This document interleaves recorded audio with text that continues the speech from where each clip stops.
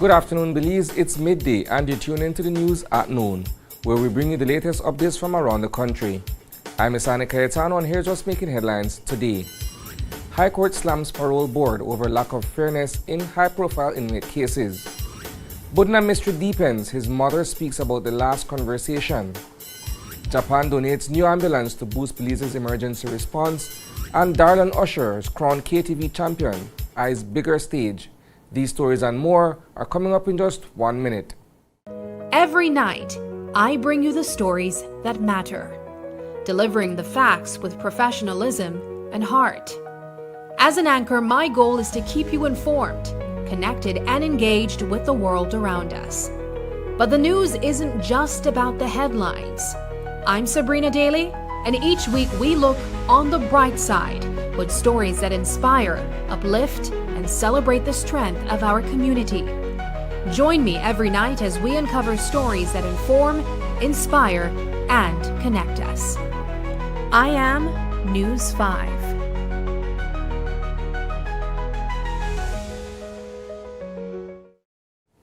Welcome back.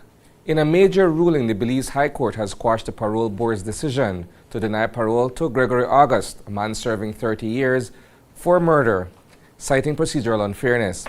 The court found that August was not given access to a psychiatric report that played a key role in the board's decision, denying him a fair chance to respond.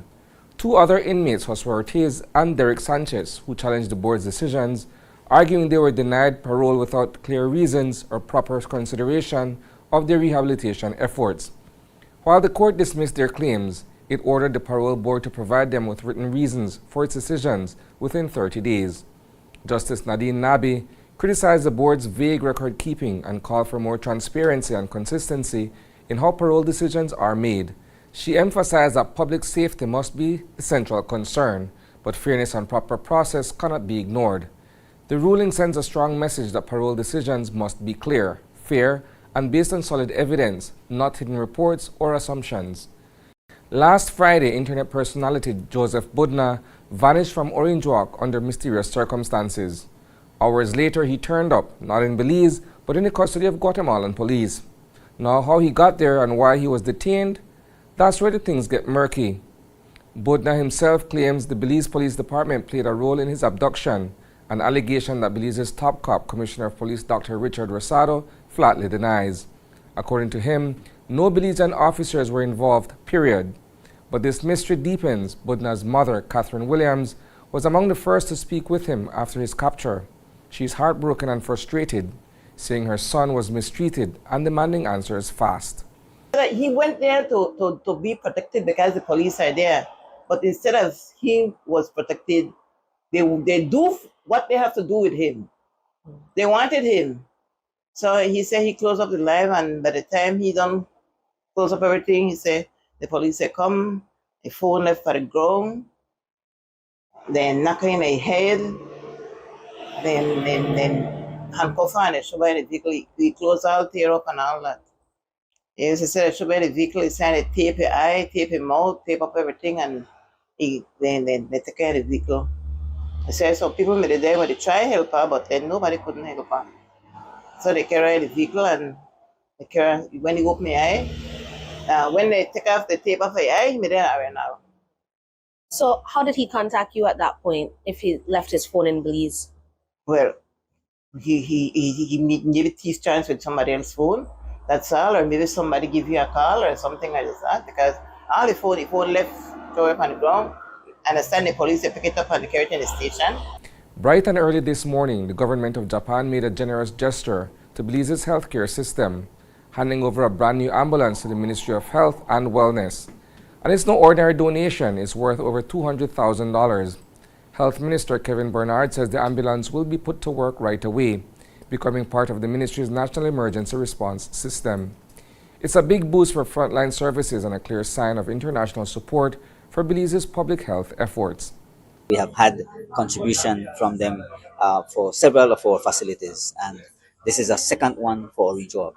And this adds on to our fleet of ambulances. Of course, as I said, as we try to improve in terms of emergency care, an ambulance is the first point where you have to address any emergency, and we want to ensure that the ambulances that we have are fully equipped. If you look in this ambulance, you will see everything equipped. As I was pointed out, this ambulance can also carry a person in ICU, an ICU patient, because it's well equipped with oxygen and all the necessary things that are needed from a medical standpoint.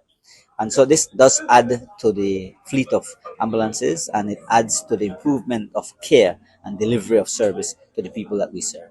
So where will this ambulance be stationed? It will be stationed here at Northern Regional Hospital. As you know, this is a region that does a lot of referrals, and so we have to ensure that we have enough.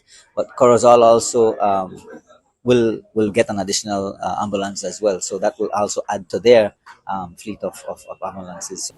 After weeks of show-stopping performances and intense competition, one voice rose above the rest. Darlon Usher is officially the new KTV champion. For Darlon, the win still feels surreal. He says the journey wasn't only about hitting the high notes, it was about building resilience and connecting with fans who've stood by him every step of the way. Now, with Belize's biggest singing title under his belt and a growing fan base cheering him on, Darlon says he's ready to take the leap and chase his dreams full time. And if his KTV run is anything to go by, we haven't heard the last of him.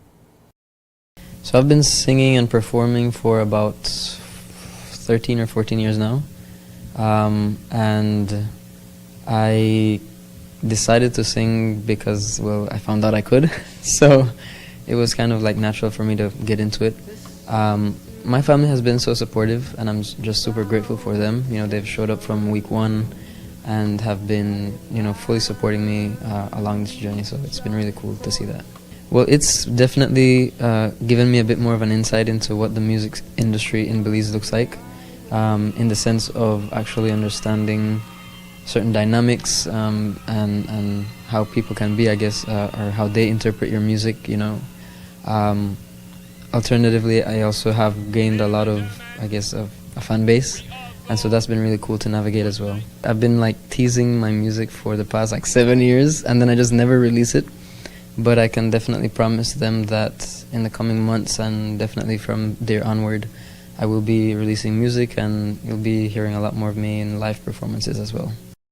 In the Deep South, a heartwarming act of generosity is making a big difference for school children. Businessman Samuel Ack, along with his brother Martin, took it upon themselves to donate 150 school bags to kids in some of Toledo's most remote communities. The brothers personally visited 6 villages, including Graham Creek, Machakilha, Dolores, San Lucas, and Mabilha, handing out 25 bags in each location. They are supporting education and making sure these children have the basic supplies they need to succeed. The distribution kicked off on Sunday, and the response was pure joy. Families were grateful, and the kids couldn't hide their excitement. Samuel Ack says it's all about giving back and helping build a brighter future, one backpack at a time. What inspired me to share, the school bags to the children were Toledo, right? The children in Toledo district, especially in the remote villages, they are the last one to receive, efforts like this, right? Mm-hmm. We see a lot of stuff going on in the city and in the towns, and I want to make sure that the children in the remote villages enjoy the love too, right? I want them to feel the love too. So a total of 150 school bags, mm-hmm. With some school supplies, the basic school supplies, exercise book, the basic stuff, pencil, eraser, sharpeners, and stuff like those. That's a wrap for the news at noon. But don't worry, there's plenty more coming your way at 6 p.m. We'll dive deeper into these stories and more. In the meantime, visit greaterbelize.com and follow us on Facebook for real-time updates. And don't miss Open Your Eyes tomorrow morning for fresh takes on today's headlines. Thanks for tuning in, Belize. Stay informed, stay inspired, and have a fantastic afternoon.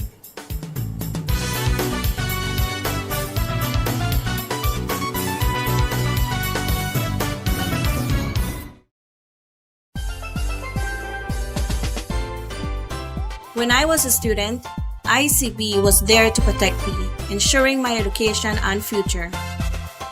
When I got my first car, ICB was there to protect me, providing excellent coverage and peace of mind on the road.